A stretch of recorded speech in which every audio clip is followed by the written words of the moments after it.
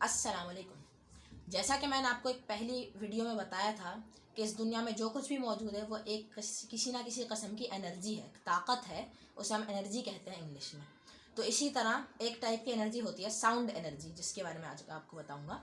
Sound energy जो होती है वो बेसिकली वाइब्रेशन को कहते हैं। साउंड एनर्जी को ट्रैवल करने के लिए पार्टिकल्स चाहिए होता है कि जिनको जो वाइब्रेट करें, एक दूसरे को टकरा के वाइब्रेट हो रहे हों। पार्टिकल्स जो ऐसे ऐसे हिलते हैं वो वाइब्रेशन कहलाती है। वो वाइब्रेट हों, उससे जो एनर्जी ट्रैवल होगी वो साउंड एनर्जी होगी। यानी साउंड एनर्जी को एक मीडियम चाहिए होता है ट्रैवल करने के लिए। साउंड एनर्जी वेव्स में ट्रैवल करती है।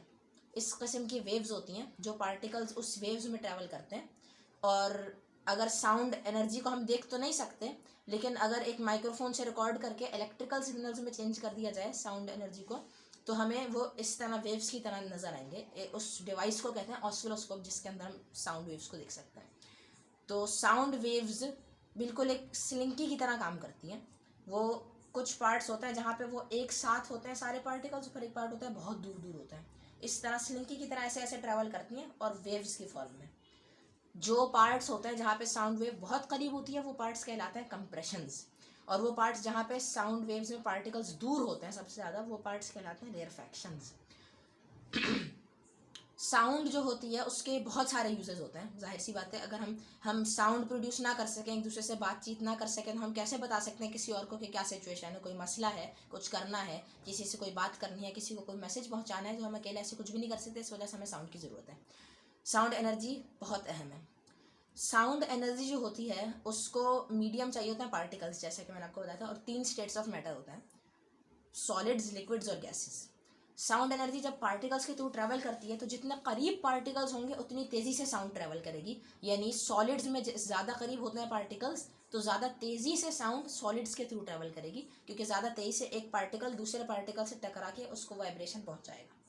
जब साउंड एनर्जी ट्रैवल करती है तो पार्टिकल्स अपनी जगह से नहीं हिलते, वो वहीं पे वाइब्रेट होते हैं, अगले को वाइब्रेशन पहुंचाते हैं और वहाँ रुक जाते हैं।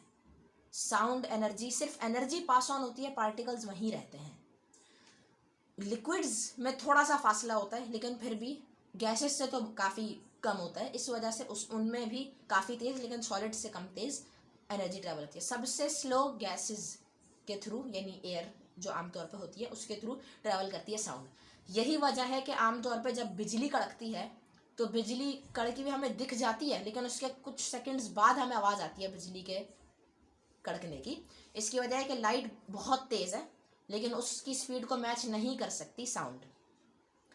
अब इसी तरह कान जो होता है हमारा, वो हमें जाहिर सी बात है पता है कि वो 2 स्टिमुलाई को सेंस करता है, बैलेंस और साउंड। साउंड को इस तरह सेंस करता है कि जब वाइब्रेशन से पैदा होती है तो हमारे जो वोकल कॉर्ड्स होते हैं यहाँ पे, एडम्स एप्पल जिसे कुछ लोग कहते हैं, वो वाइब्रेट होता है। जब हम हवा एक्सहेल करते हैं, हवा निकाल रहे होते हैं, तो हवा जाते हुए प्रेशर हम प्रोड्यूस करते हैं यहाँ पर। उससे हमारा, अगर आप यहाँ हाथ रखेंगे आपको वाइब्रेशन महसूस होगी, हमारे वोकल कॉर्ड्स वाइब्रेट होते हैं। और वाइब्रेट होने से जो हवा में वाइब्रेशन पैदा होती है हमारे गले के थ्रू जाती है, और फिर जिस तरह से हम अपने दांतों, होठों, मुंह और ज़बान को शेप करते हैं उस हिसाब से उसकी पिच और एम्पलीट्यूड, ये सारी टर्म्स होती हैं कि कितनी ज़ोर की, कितनी हल्की, कितनी नरम, कितनी गहरी आवाज़ है, वो सब चेंज होता रहता है और हम वर्ड्स को शेप देते हैं। और फिर वही वाइब्रेशन सिर्फ आगे नहीं, दूसरे बंदे के कान तक नहीं, हर जगह फैलती है।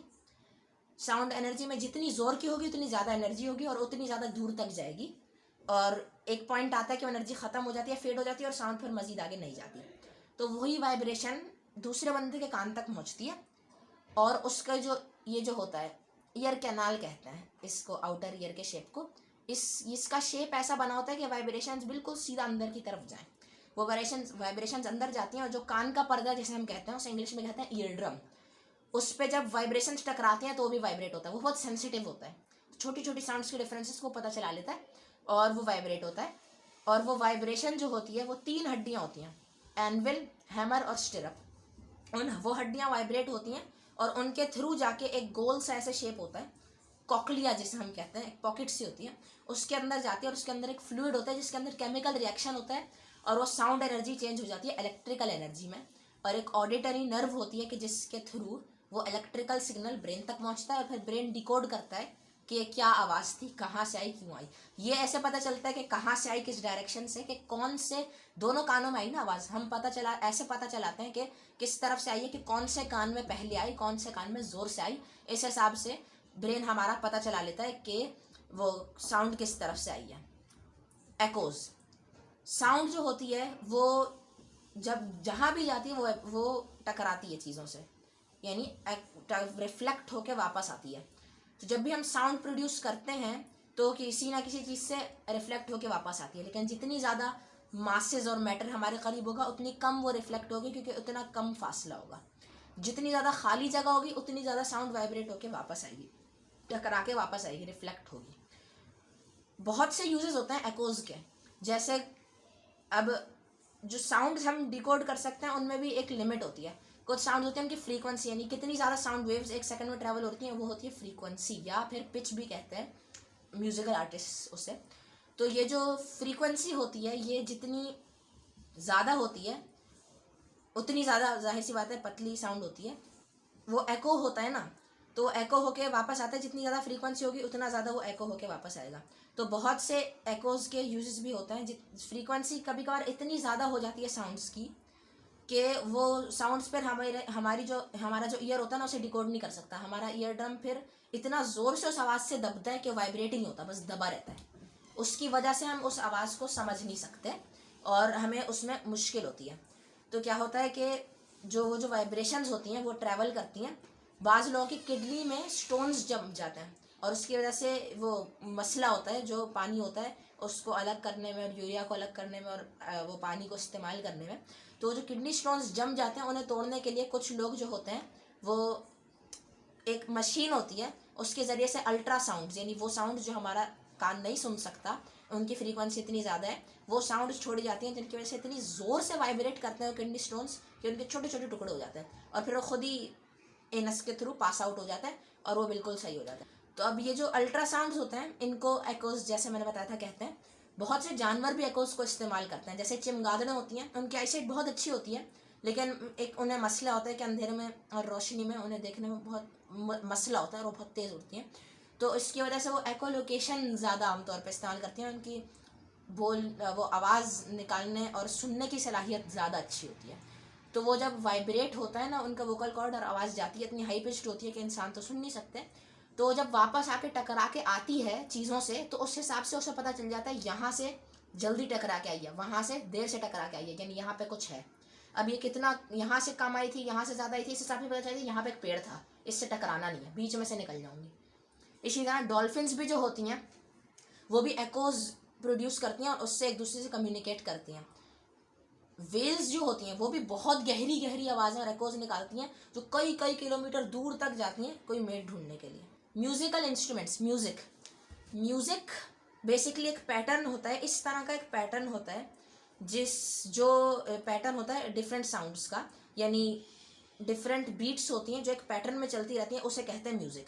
लेकिन ये म्यूज़िक नहीं हो सकता क्योंकि अगर बहुत ही अजीब अजीब आवाज़ें हैं तो म्यूज़िक नहीं होगा। म्यूज़िक तब होता है जब एक हारमनी बनती है। हारमनी बेसिकली एक ये म्यूज़िकल आर्टिस्ट की टर्म होती है जिसका मतलब होता है ऐसा पैटर्न जो हमारे कानों को प्लीजिंग लगे, ईयर कैंडी भी उससे बोलते हैं, तो वो कहलाती है एक हारमनी। हारमनीज एक सेट में अगर चलती रहें और इंस्ट्रूमेंट्स और वोकल्स के ज़रिए से एक पैटर्न में चलें तो वो एक पूरी सॉन्ग बन जाती है।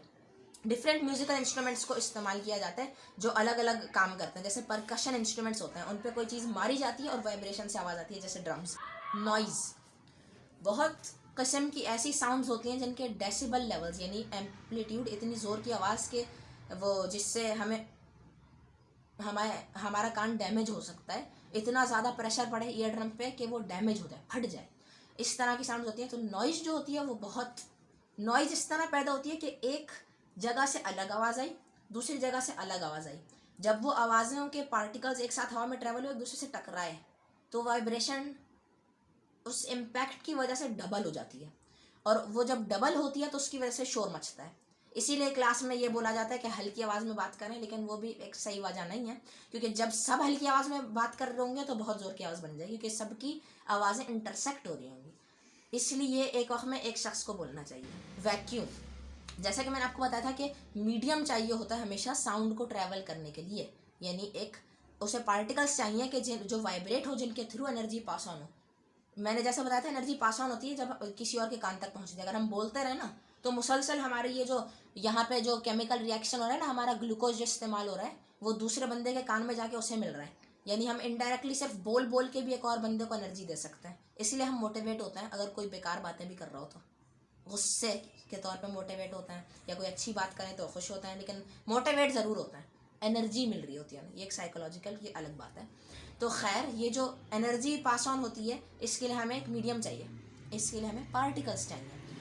वैक्यूम ऐसी जगह को कहते हैं जहाँ पे कोई भी पार्टिकल्स ना हो। जैसा कि सबको पता है, वैक्यूम आमतौर पे हम लिंक करते हैं, रेफ़र करते हैं स्पेस से। स्पेस में कोई पार्टिकल्स नहीं है सिवाय उन पार्टिकल्स के जो कि प्लैनेट्स होते हैं। तो जो लोग मून पे जाते हैं, एस्ट्रोनॉट्स या वैसी स्पेस में होते हैं, वो एक दूसरे से बात कर तो सकते हैं। यहाँ पे केमिकल रिएक्शन होगा, यहाँ पे वाइब्रेशन पैदा होगी, लेकिन यहीं पे ख़त्म हो जाएगी। वो बोल रहे होंगे लेकिन आवाज़ उन तक पहुँचेगी नहीं, क्योंकि कोई मीडियम ही नहीं है, कोई पार्टिकल्स ही नहीं जो वाइब्रेट के उन तक आवाज़ पहुँचे। तो इसलिए वो क्या करते हैं, रेडियो वेव्स का इस्तेमाल करते हैं। एक माइक्रोफोन लगा होता है उनका, इतना जो बड़ा स्पेस सूट होता है वो बस फूला हुआ नहीं होता, उसके अंदर बहुत सारी चीज़ें भरी हुई होती हैं, तारे वगैरह जो बहुत भारी होती हैं। तो उन सब के अलग अलग काम होते हैं। लेकिन ये कि वो जब वो बोलते हैं तो माइक्रोफोन के थ्रू रेडियो में आवाज़ जाती है, और फिर रेडियो वेव्स उन्हें नहीं चाहिए होता मीडियम, वो रेडियो वेव्स दूसरे बंदे के लेने वाले रेडियो, जैसे बेसिकली मॉडेम भी यही करता है, एक देने वाला होता है एक लेने वाला होता है। तो वो रेडियो ले लेता है, फिर वो रेडियो जाके एक माइक से उन्हें बताता है कि हमने क्या बात बोली, फिर वो जब बोलता है तो एक अलग रेडियो से हमारे पास आवाज़ आती है। इस तरह से कम्युनिकेशन होती है। यानी मीडियम लाजमी होता है, मीडियम के बगैर बातचीत नहीं हो सकती। वैक्यूम की एक मैं आपको वो भी दे सकता हूँ एग्जांपल। अगर एक बेल जार हो, एक बेल जार एक टाइट जार होता है, एयर टाइट जार, लेकिन वो एयर टाइट तो होता है, लेकिन वो झूठ ही बोलते हैं, वो एयर टाइट नहीं होता क्योंकि उसके अंदर वैक्यूम नहीं होता। खैर, एक बेल जार बड़ा सा जार होता है, उसके अंदर अगर आप एक वैक्यूम पंप लगा दें, एक होल होता है उसके अंदर आता है अलग से, वैक्यूम पंप लगा दें, उससे क्या होगा, सारे पार्टिकल्स एयर के सक हो जाएंगे और अंदर वैक्यूम बन जाएगा। वो उसमें से इतनी हवा खींचेगा कि वैक्यूम बन जाएगा और मज़ीद खींच नहीं पाएगी। तो अगर उसके अंदर अगर आप एक अलार्म क्लॉक को सेट करके लगा दें, बंद कर दें और वैक्यूम पंप से सारी हवा खींच लें, तो आपको दिखेगा, आपको नज़र आ रहा होगा कि वो वाइब्रेट हो रही है, वो घड़ी अलार्म क्लॉक बज रही है, लेकिन कोई आवाज़ नहीं आएगी, इसलिए क्योंकि वैक्यूम है अंदर वो आवाज़। लेकिन जब आप वैक्यूम पंप नहीं लगा होगा, जब उसके अंदर पार्टिकल्स होंगे, तो आप देखेंगे कि वो वाइब्रेट होगी। वो वाइब्रेशन हवा के थ्रू ग्लास तक पहुंचेगी, ग्लास में वाइब्रेट होगी, फिर बाहर की हवा में वाइब्रेट होगी, फिर आपके कान के अंदर वाइब्रेट होगी और आपको आवाज़ आ जाएगी। इसी तरह और भी बहुत सारी मिसालें दे सकता हूँ मैं, लेकिन ये बहुत ज़्यादा हो गया, इसलिए जज़ाकल्लाह खैर। सलाम।